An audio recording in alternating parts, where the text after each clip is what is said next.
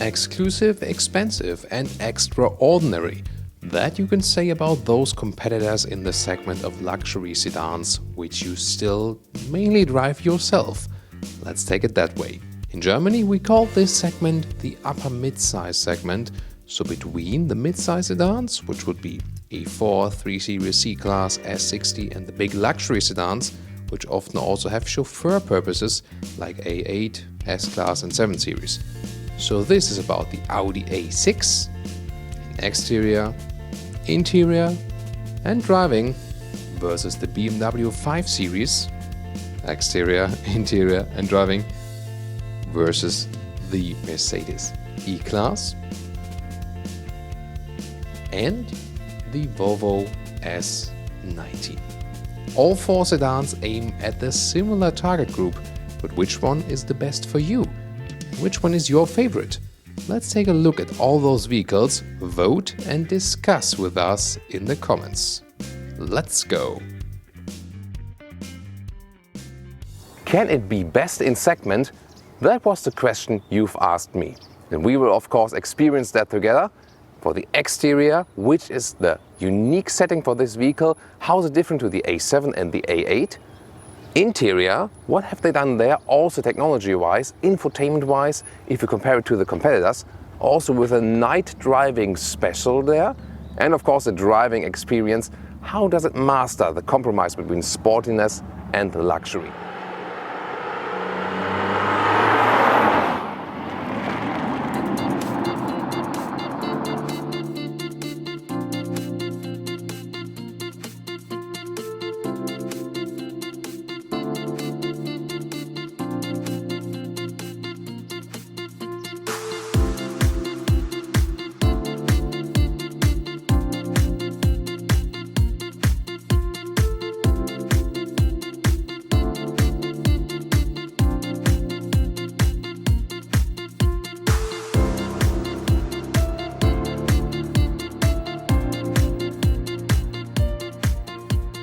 In the front we can see an evolution of the design, so it's not super different than the predecessor version, and it also has similarities with the A7 and the A8.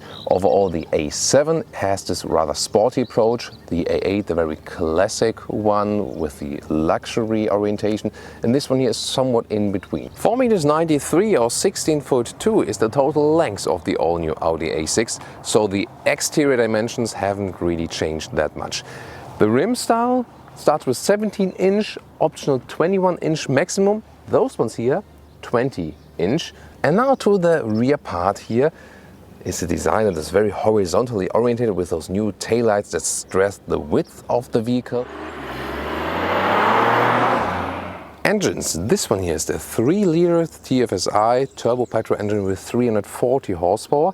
The overdrive distribution is always 40% in the front and 60% in the rear. This is the basic distribution, then it can vary a little bit depending on the situations.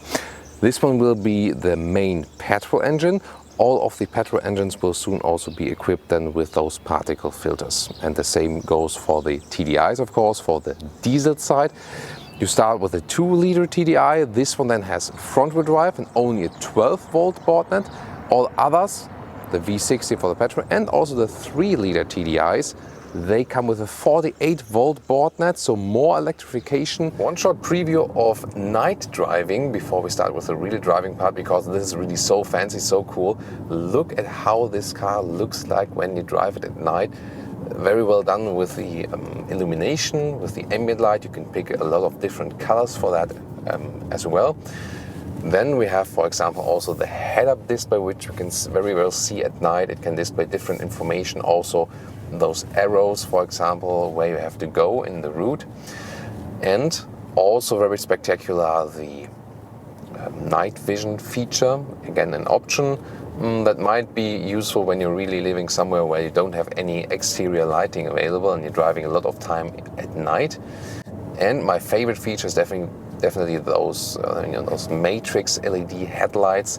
You know, this car always comes with LED, but matrix LED with the high beam function. This is then optional, and you can see the spectacular effect when you're somewhere driving with light, or maybe there's a car in front of you, then this spot is left out. So not all of those single LEDs are being activated.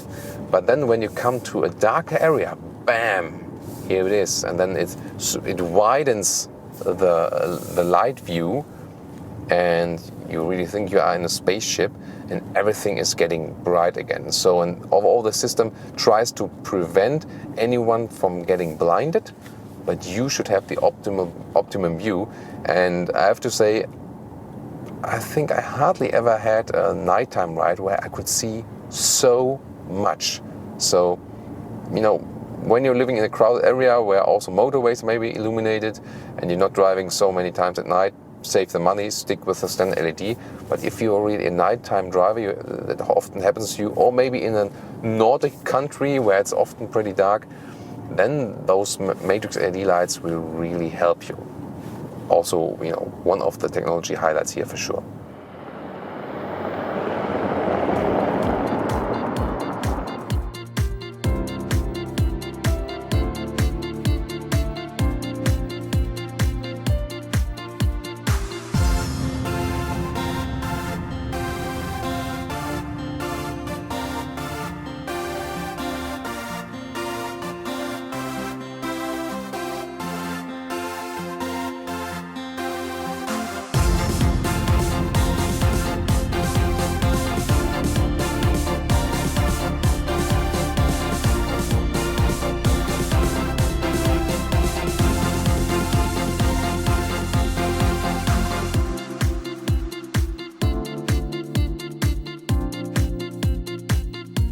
This is the vehicle key. I think it also has a premium approach, but you can also use the keyless entry function. Just put your hand right here to close the vehicle, or put it inside the door handles to open it. Main part of the interior. At the moment you can see all the infotainment system monitors are shut off. Base seats, sports seats, Sports Plus seats, and both Sports and Sports Plus are available here with this Alcantara frequency, it's called. On the outside they partly use leather red, partly real leather, but it's already a step forward in the higher trims. And then the optional one is a multi-contour seat. I showed you that in the static setup, so 4 seats available.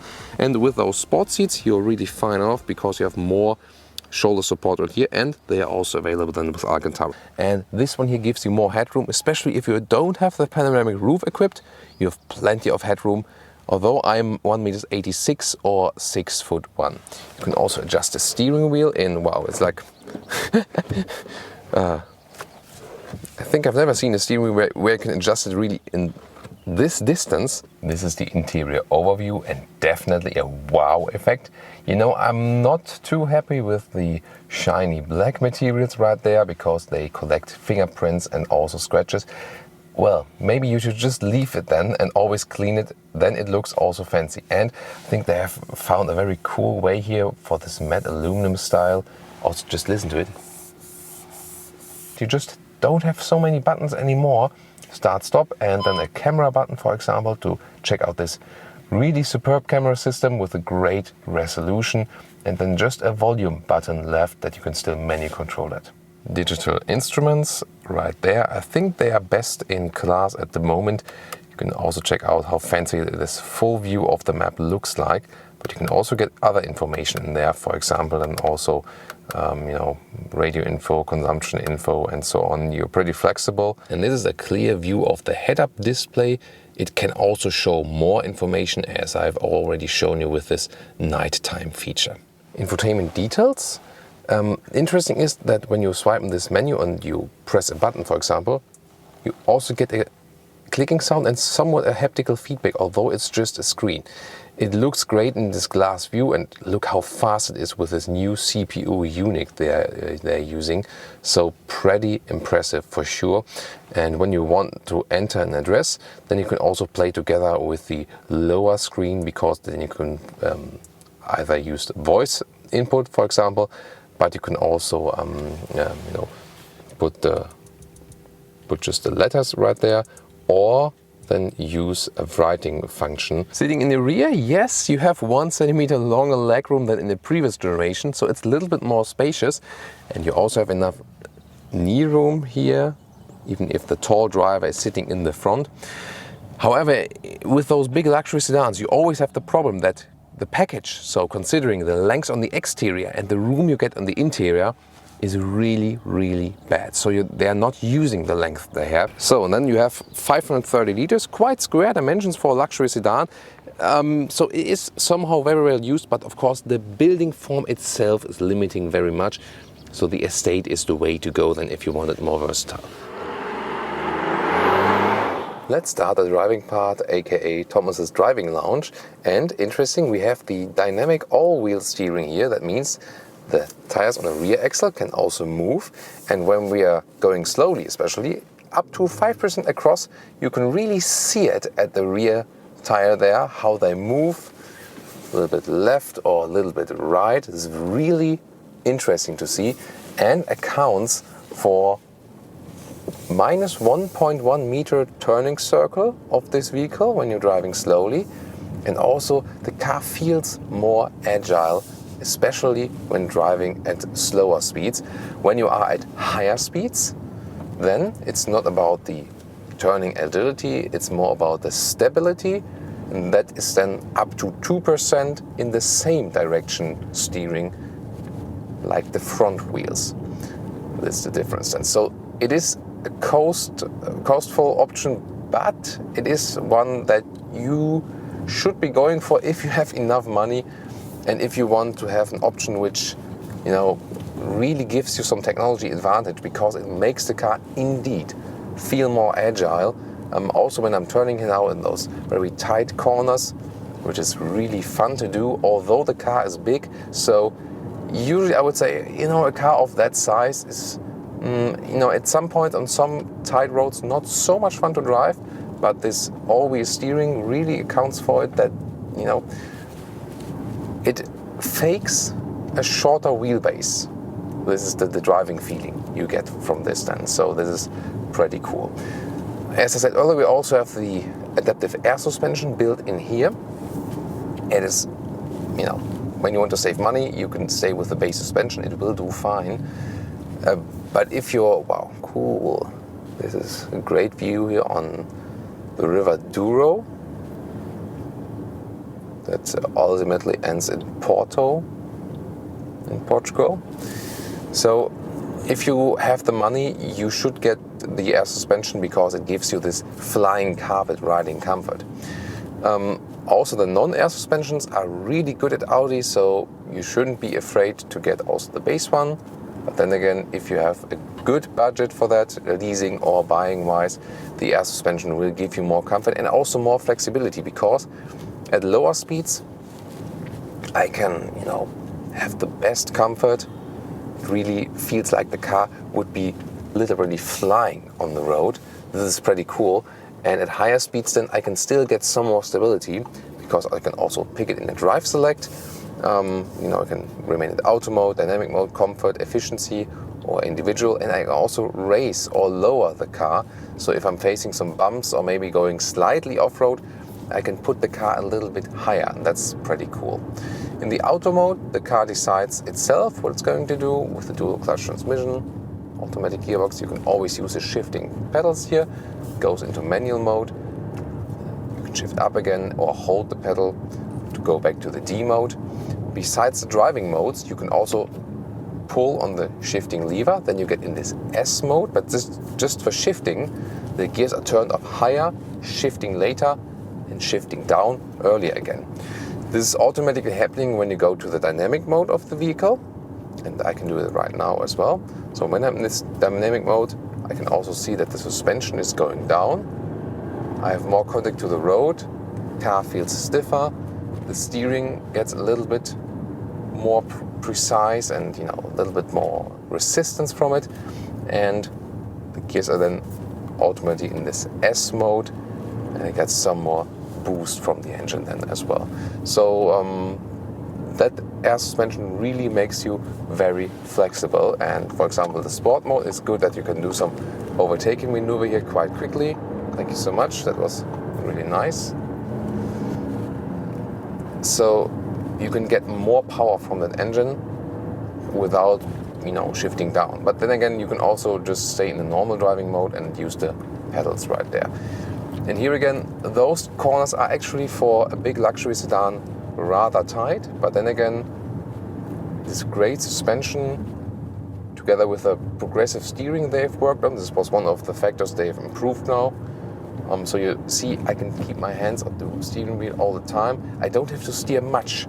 So the angle of the corner is pretty much like the angle of the steering wheel. And that to me is one of the most important factors when driving the car. And that is one thing I feel sometimes that is lacking, especially in base Mercedes models, if you compare them to that. Maybe it gives you a little bit more natural steering wheel feeling, because some criticize with Audi that it would be too artificial. But then again, at Mercedes you have to steer much more. So with the base Mercedes E-Class, for example, I wouldn't really have fun here in those corners. I would have to steer, maybe this angle more each corner to the right and the left. With the BMW, they have something in between. They give you a very natural steering feeling, but you don't have to turn that much like with Mercedes. So it's really like, from step to step how those three premium manufacturers behave also in steering wise. It's also very interesting finding when you really drive all three direct competitors. Let's do some 70 to 120 kilometers.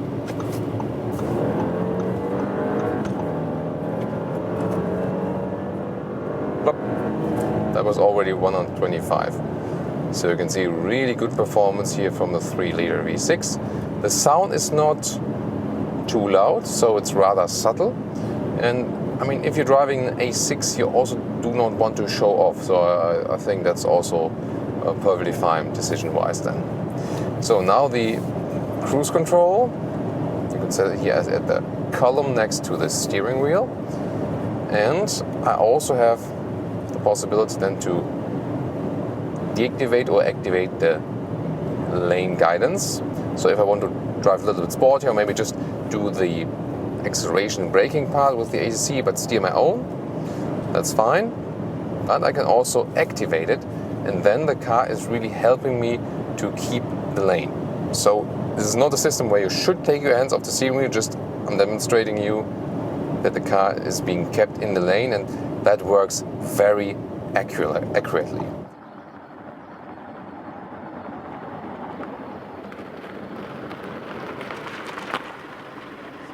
Well, if you compare it to the A7 and the A8, yes, the A7 is the sportier approach, the A8 is the long approach, the big luxury chauffeur approach. This one here, the very classic approach, as I've told you, and it is rather an evolution in design, so nothing super spectacular, but it is very sharply designed. And there will of course also be the estate if you want to have some more room on the interior. The interior is so precise, they have perfection in detail. The infotainment system, yeah, I think among the three German premium manufacturers, I think it is the best solution. However, you can always say that's maybe a little bit over-engineered, and they have to try to find some more solutions that it's easier to control, although you have so many controls available. Also good that we have Alcantara seats available even here in the high luxury segment. The so-called M550i. We will explain you everything about it. What is the difference to the true M version? What is the difference to the base 5 Series model? If you haven't seen our reviews so far, everything on exterior, interior and the driving performance with this 8-cylinder. And we will solve the riddle if the 5 Series runs over this paper bag when the car is remotely controlled.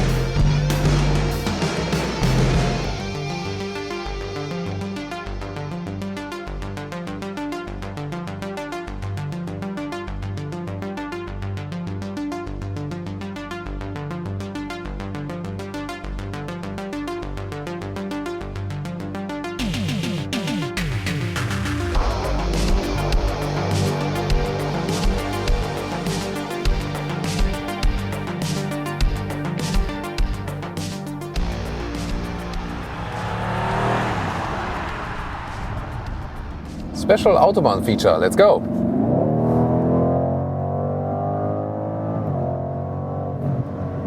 That was 90 to 150. Went pretty fast, didn't it? Sport mode means we hear more from the exhaust. Also use the shifting pedals if you want to start in a lower gear. This is the M5, M4.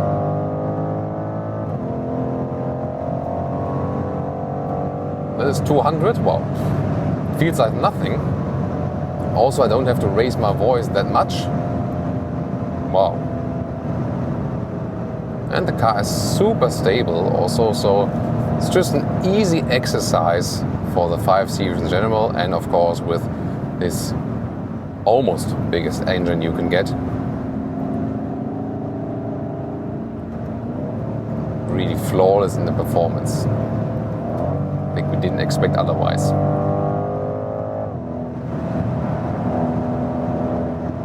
It's a nice growling sound, isn't it? What do you think about the sound here in the inside? 4th gear at the moment.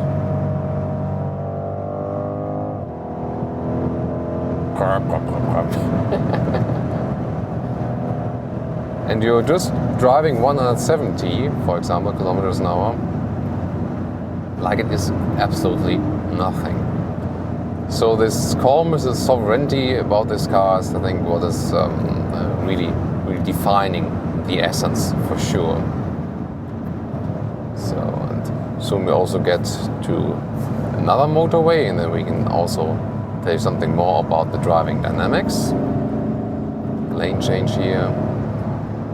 Also fun to use the shifting pedals.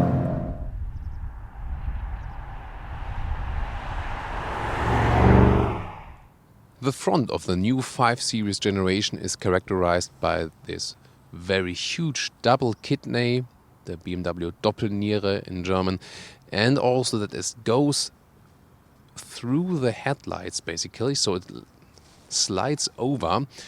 Before it was really separated, now it really forms one unit, and that is stressing the width of this very vehicle.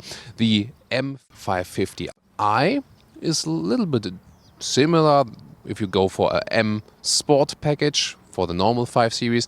And that means bigger air intakes, a stronger lower bumper. The car also sits a little bit lower, and also you can see around the double kidney and some other accents, you can see this matte grey styling.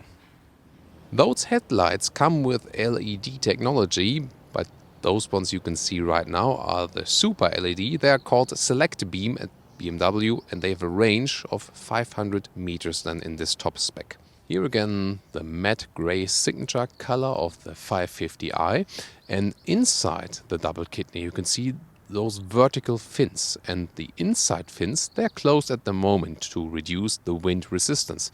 As soon as the engine needs more cooling, then they open and leave more air through. 4 meters 94 or 16 foot 2 is the total length of this 5 Series. By the way, the touring version, the Estate, that we will also soon show you in the full review, will have the very same length. The M550i has some special features. First of all, again, matte grey contrast, for example, the mirror caps or also the alloys. Those are the 20-inch at the moment. 19-inch would be standard, and I think especially in the combination with the Mediterranean blue color here, such a beautiful combination. Or what do you think? And finally to the rear, which is the most subtle part of this vehicle, you can just see a small integrated wing here, but I think it's also good that it's not, too much screaming for attention. This is also a difference to a true M version, to the top sports version. So this one here, one below, you can see 4 pipes in total. And you can also see an X-Drive logo, because this one here always coming with an all-wheel drive with a rear wheel bias, 4.4 liter, 8 cylinders, 462 horsepower with a beautiful M Performance work. to 100 kilometers or 62 miles an hour, the car takes 4 seconds. But for 5-speed, 4-cylinder, 6-cylinder and here 8-cylinder. So you can get this huge key with the display and with the optional feature that you have the remote parking function.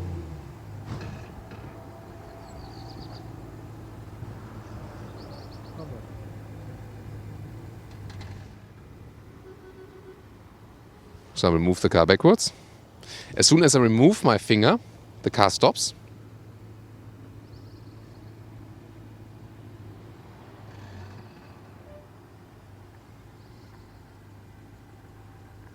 Or forward. And you see again, when I remove my finger, the car stops. Now what is interesting now, I want to test. Let's say I fail in doing something with the car remotely. And maybe I hit an obstacle. So let's try this plastic bag here. Paper bag. Not plastic, we're going all paper today. And I pull it in front of the car. And so if we run this over, this won't be any problem. The question is, will the car stop itself when I'm too dumb to use it? Okay. It will run over the bag. And, well, this one is the risk of this function, obviously, as shown. Maybe it's different when the obstacle is higher, but this obstacle, I mean, there are such obstacles also maybe inside your garage, so be aware. And interesting, I did it the second time now, second try, and now the car does not want to move forward anymore. No? So the car stopped, actually. So this time, obviously, the car realized it. Let's go back again and forward again. See? Now for the third time. Ah! Nicely done. Good boy, good boy. So he can do it. Obviously the system is not, flawless. But we wouldn't be good journalists if we didn't try it a second time and gave the car another chance.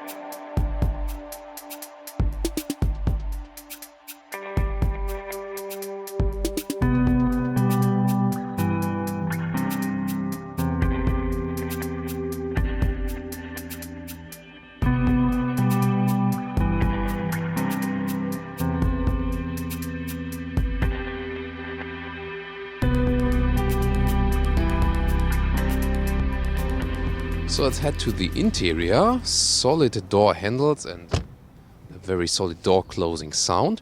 What is interesting in general with the 5 Series, they have improved the build quality, which was criticized with a lot of BMW models. Here they've really stepped up the game. Interesting surfaces here. Seat-wise, it's too bad. I mean, the color combination is nice, but it's too bad because the standard seats for the M550i and also for the M Sports package are called rhombical Alcantara mix. Those are sports seats and which have fabric on the inside and on the outside some Alcantara. The really great seats. I would like to show you them at some point. Today BMW choose again the full animal skin package because they still think that journalists expect that, which some of them don't anymore. We have still some headroom left. It's a classic sedan seating position, that's for sure. And you have this big automatic gear lever switch here. Converter gearbox, always for the most BMW vehicles, just very few with the dual clutch transmission. Then you can see here also more in close-up, you also have these very high-class structures here. I really like it how they designed it. Here you can see the glass screen where you can use the vents function, however temperature still with a separate knob. You see the horizontal layout for the infotainment screen in this app view. Sometimes I think it's a little bit too complicated. In general, I think the map of the GPS is very clear. I like that. That works pretty well. Also the reaction times. It's really interesting what they've done with the instruments, because on the one hand you can really feel those like real world features, those frames, but everything else is digital, speed and RPM and stuff. And you can see that when I turn off the engine, there they disappear then, step by step. You know, there's just standard knee room. There is some knee room left, with me again 186 in meters or 6'1". But we have cars which are maybe in the small car segment which have the same knee space. Then headroom. One good thing here is that you have a long loading area. It's really long. But then just, you know, a hole to put things in there. This will be better with the touring version. Welcome to the driving part, the discipline that suits the 5 Series the most. And indeed, this is also the big difference with the other cars in this segment. They maybe have something this car doesn't, but driving wise, it's really always on top of the game. And also already from the standard versions, of course. With the E-Class, for example, you rather have it that the base models are very soft, very just comfortable orientated. And then, for example, an E43 could be compared. But with the BMW 5 Series, they concentrate on the sporty ride from the base model on. Here with the M Sport suspension, you really have a little firmer ride, but it's quite okay, you know. It's not too rough. It's not that you say you don't want to ride this car in everyday driving life. This one here still feels good just when you're doing your normal stuff, you're commuting to work, and I think that's also very important.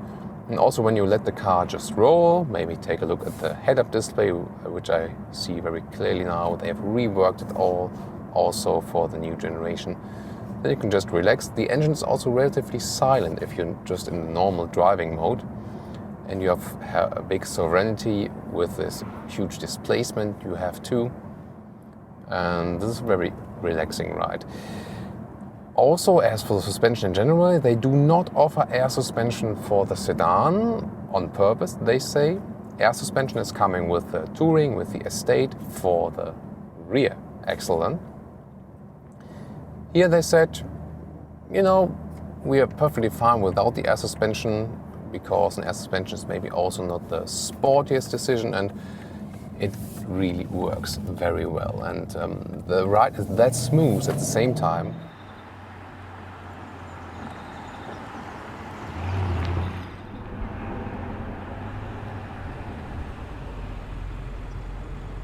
The styling, really super great, I think. I really love it because, especially in the Mediterranean blue, and it has sporty elements, but it's not too much. It's still elegant. And that's also the reason why I would prefer this one here to the very top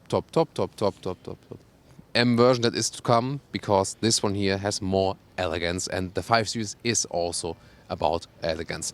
The interior also really refined. They stepped up the game in the 5 Series. I also like the sporty elements refined in the interior. But very important to go for the standard trim you get with the 550i, because then you get the recommended seats, which are very sporty and also more sustainable. Driving-wise, hardly any other car in this segment can match the 5 Series in general, already with the base engines.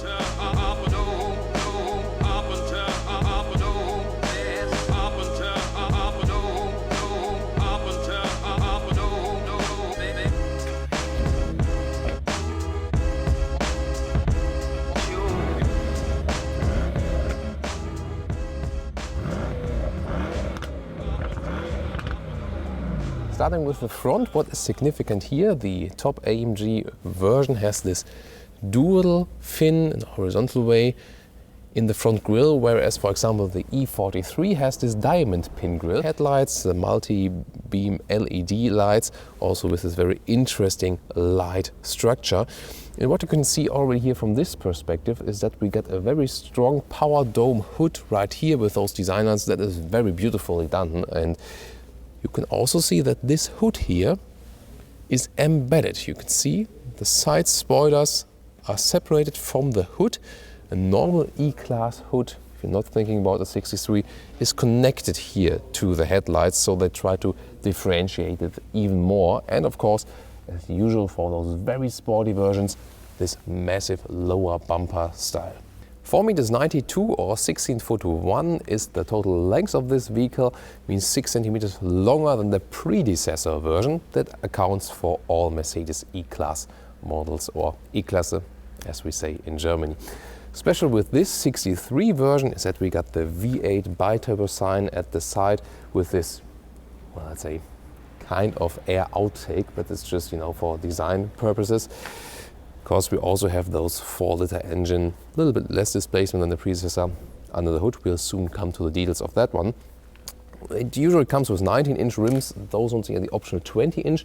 You see it's a style combination between the grey on the inside and silver on the outer part, a little bit retro style, I think. So while they had to enlarge the wheel arches on the side to fit also the bigger rims in the rear, they had to make the rear diffuser larger to appear stronger. And those ones here are special fake exhaust. I mean, they are beautiful fake exhaust, but they are still fake. The rear ones are hidden a little bit more deep in there. 8-cylinder then, 4 liters of displacement. That's less displacement than before in the predecessor version. It's the typical downsizing scheme. And with the 63 normal version, it starts with 571 horsepower. And this one here, the S version, 612. It's not too much of a difference. The acceleration is 3.5 or 3.4 seconds, 0 to 100 kilometers or to 62 miles an hour. Sporty spec of the E-Class, and that means what comes with the 63 version. First of all, the steering wheel here has microfiber on the outside parts. I really love it. They could have used leatherette on the bottom and the top. They did not, but maybe they need some more years to evolve that. Same with the seats. So what we can see here is the option, the bucket seats. I would not go for those ones, so please go for the normal sport seats. And the reason is, who will use this car on the racetrack? Then it maybe makes sense, but other than that, the normal sport seats are already sporty enough, have enough side support, and they offer you more comfort for your everyday driving. And then normal sport seats also come with standard with microfiber on the inside part, and then genuine leather on the outside part. Wow, cockpit overview, there you can really see it again. This is the design concept of sensual purity. That means not too much buttons, especially in this area, but then again sensual lines. You see they are floating a little bit, and they're overlapping gaps that would be hidden right there. So this is the design concept, and that's of course I think the most emotional design concept in this car segment. Optional, you can also get those huge screens. A normal E-Class also comes with analog gauges if you want to save some money, or if that's, let's say, too overpowered for you, because I mean it's really impressive. Look, those two screens, definitely. But then again, is it maybe too much? What is interesting, and we can already show you that in the cockpit overview, if you especially look in the more right area and this transition between the inside of the doors of the co-driver side, is here with the ambient light that is coming right over there. We have some more settings changed. Phone, you can either connect via Bluetooth like this would be available, or you can also use a cable, and then because the Apple CarPlay, Android Auto is also available here, for example Apple CarPlay. The only thing is I would not really trust on that 100%, because for example when I'm in the Apple CarPlay mode, then again I cannot use a touchpad at the steering wheel because the systems do not work together. So I would go for Apple CarPlay and Auto if I don't have an infotainment system in a car. But in a car where I don't have something like this with a huge map and a really good infotainment system itself, also a Bluetooth handy connection for free speech, is perfectly fine for streaming audio music. So that's the racetrack from above here, for example. I can also, for example, do that zooming in with a touchpad at the thumb, so that's comfortable for the driver. Then what do we have here? Well, we have enough space in front of the knees. It changes a little bit depending on which seats you have. Sometimes you have sports seats which decrease the amount of knee room you have. Here with those, I have the impression that they give you a little bit more space. That's very interesting. Headroom wise, I'm 1.86 m or 6'1". I still have enough space over my head here for a bag, for example, that you can use. Overall, well, it's usable, not the widest entry, but this is a classic sedan. That's the reason. You can also look through how you can load longer things. And to release the seats, that is here the lever you have to pull, and then you have to go around and then push the seat down. It's not the best solution they found here.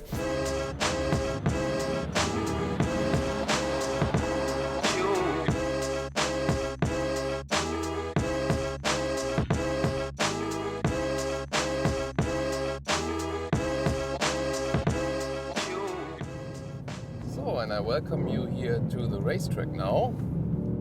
And this is the part because it has just been raining. Here the four-wheel drive will play all of its part, and this is really important because we get more traction. Yes, of course, there's some hardcore racing fans that prefer the rear-wheel drive, but there's also a mechanism that selects the torque on each wheel. So, first of all that, so you have this torque selection for each of the wheels, and you have a rear wheel bias, especially here in the Sport Plus mode at the moment. So when I accelerate, I don't slide the car all the way around, but I feel I got more torque at the rear wheels, and that leaves us again a very sporty characteristic. Above that, there would also be the race mode available. 200 now, still silent inside the car, 220, 230, and still, hammering the brakes now, the carbon ceramic brakes, very good effect of that one for sure. And this is really the thing about the car, it's still comfortable here on the racetrack.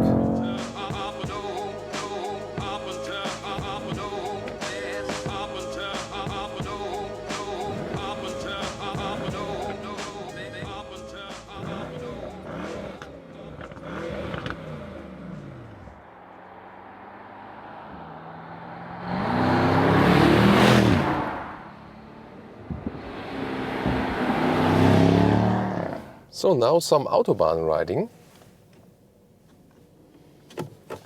and we'll start with an acceleration. Oh, let's go to Sport Plus, that we can get on the motorway very fast, and we will also show you some of the autonomous features because you might not be racing all the time. So let's see that we can safely enter the motorway. Watch out to the acceleration.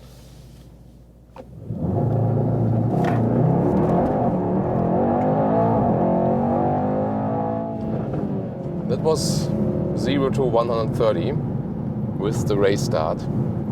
Whew. Always when you do that, it's really adrenaline rushing, and this is the moment also you feel the big difference between the E43 and the E63. That is when those 1.2 seconds faster from the V8 4-liter engine really play an effect. Really in a rush always.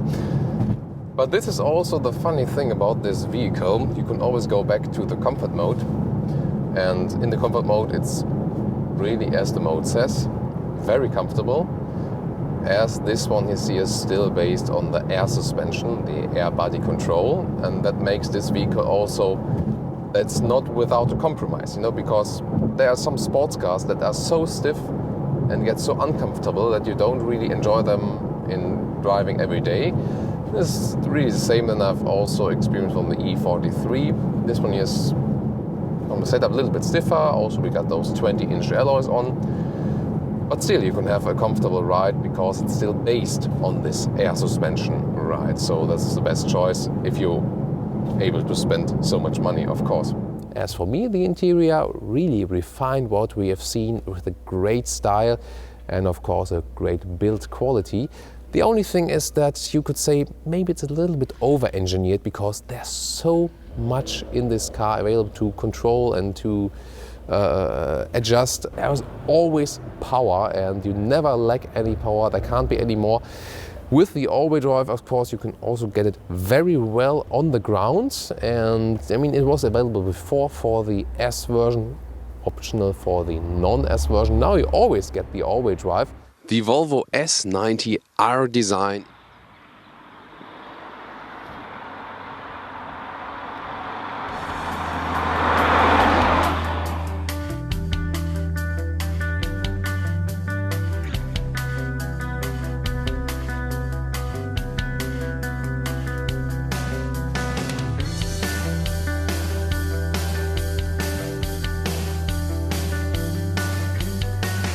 So the LED headlights with the false hammer design you can also automatically get with the R design. Otherwise you have to go for them optionally with the base trim levels. Then the R design front grille with this black dot design and also a stronger lower bumper. 4.96 m or 16'3" is the total length of the S90. And it's the same for the V90 for the estate version, where we also have a full review, of course, on Autogefühl. You can check that one out later then.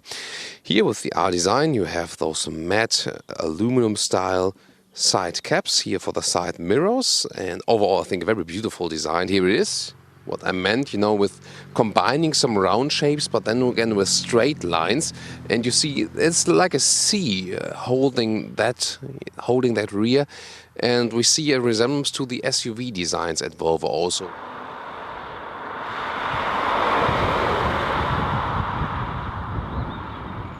So here we go with the engine or the engines. It starts with a D3 diesel, 150 horsepower, D4, 190 horsepower, or here the D5, 240 horsepower. Then with the Polestar tuning you get some more torque, some more horsepower, not too much of a difference, more for the conscience. And then petrol engines is T5, 254 horsepower, or T6, 320 horsepower. And the bigger engines are always combined with all-wheel drive all the time. And for the lower ones they start with just with the front wheel drive.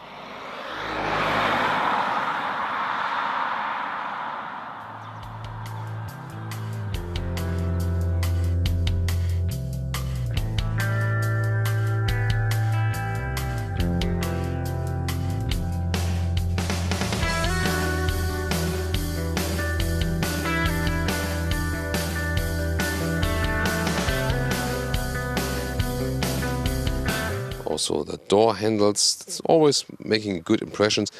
You get 10 speakers with the R design already, and here the optional Bose and Wilkins sound system, even more speakers, even greater surround. I can really recommend them, especially in the concert hall setting. Then you have a great surround sound, one of our favorite ones, alongside with the Burmester 3D surround in the Mercedes E-Class. And this one here is then the R design interior. You can see, for example, that the steering wheel has an R design logo.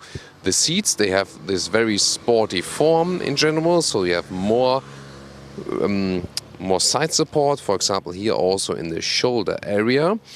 With the R design standard it comes with microfiber on the inside, which is better because you then do not sweat in summer times, and it's also not getting cold in winter times.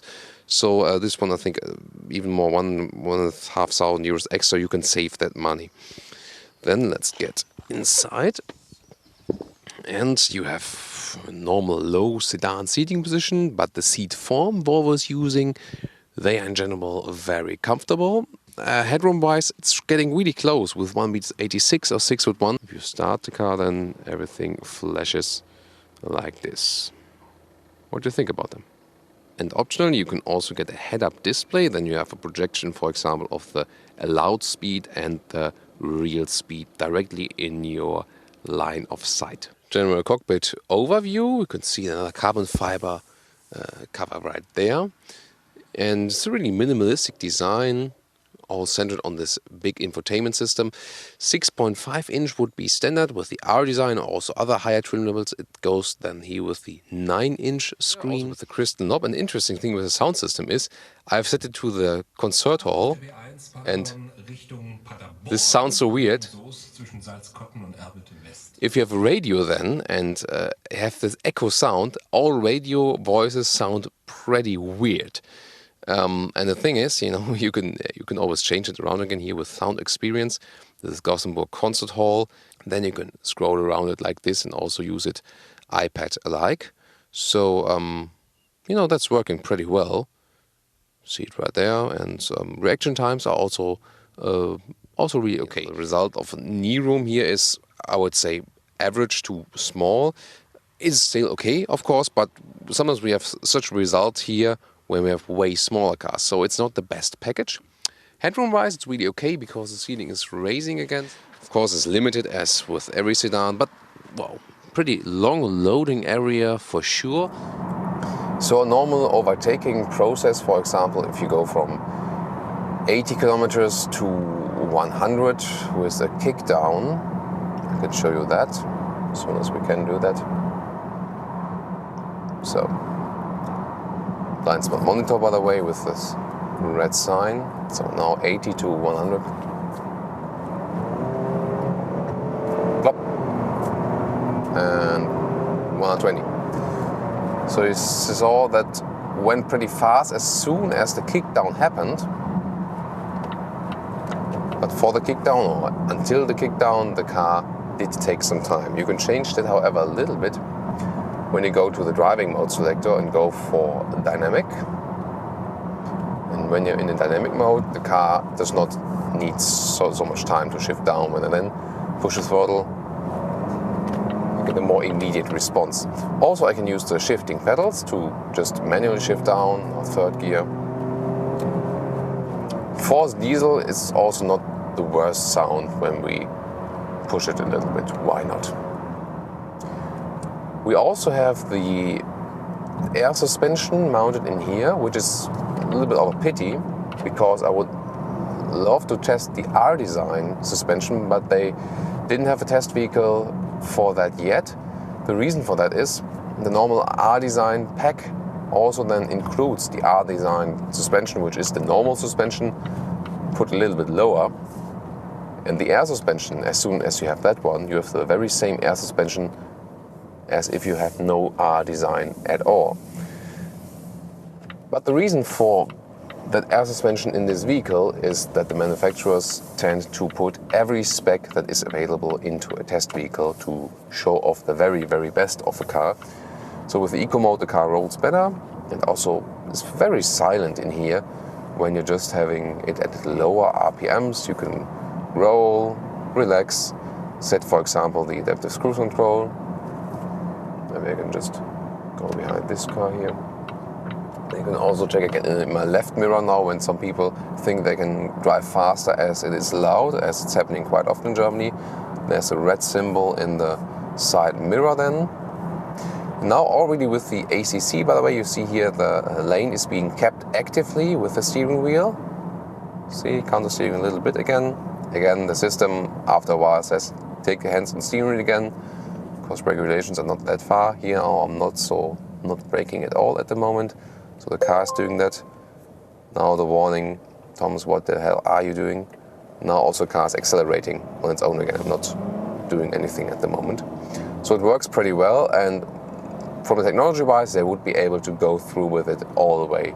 It's actually not a problem.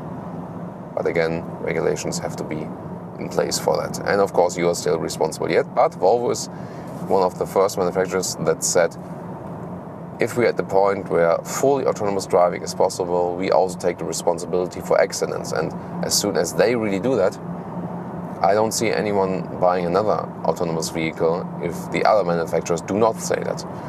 So that is basically coming, for sure. Actually pretty relaxing. I mean, it's meant to have the hands on the steering wheel because you're still responsible, and at the same time you can relax more still if you know that the vehicle is doing something. Sound insulation wise also, I don't have to raise my voice at all. It's pretty silent in here. So a very relaxing ride. You also don't feel too much difference that the air suspension is just in the rear, because the front suspension is also very soft and comfortable, so that's not too much of a difference. I really like it just to slightly accelerate with the car, because everything goes pretty smooth and silent. And you also do not feel so much that it is a diesel. Overall, for sure, a lovely vehicle, especially design-wise. I love Scandinavian design, and I think a lot of you share that too. Interior styling, I like it very much. How to control everything electronic-wise, infotainment system, I think that is a little bit easier in other vehicles. You have to learn a lot of the functions there that you really get along. It's not the most intuitive systems, especially also with the temperature control. Other than that, autonomous driving, for example, is already really evolved, and Volvo is going all the way with there. And also safety equipment, I like it that they include a lot of safety features from standard equipment. Other manufacturers should do it as well. And now to our conclusion. Well, it's really not easy, taken that you can spec those cars in a way that they will somewhat end up with equal prices. Well, in most markets the Mercedes will be a little bit more expensive, but we really have to look and sum up the features in pros and cons. The BMW 5 Series has the most conservative styling, the Mercedes E-Class and the Volvo S90 the most sensual one, the Audi A6 the most angular, the most clean one. The same counts for the interior, where Audi A6 and BMW 5 Series show the best build quality. Mercedes offer the best seating materials with a range of fabric, leatherette and microfiber. As for controlling the vehicle, the Audi is the most intuitive and easy one to control, whereas controlling something while driving might be better suitable with the classic controls of the BMW 5 Series. In driving, the Mercedes offers the softest air suspension in the non-AMG models. BMW has the best suspension when you do not pick the air suspension. The Audi is surprisingly sporty already in the normal model version.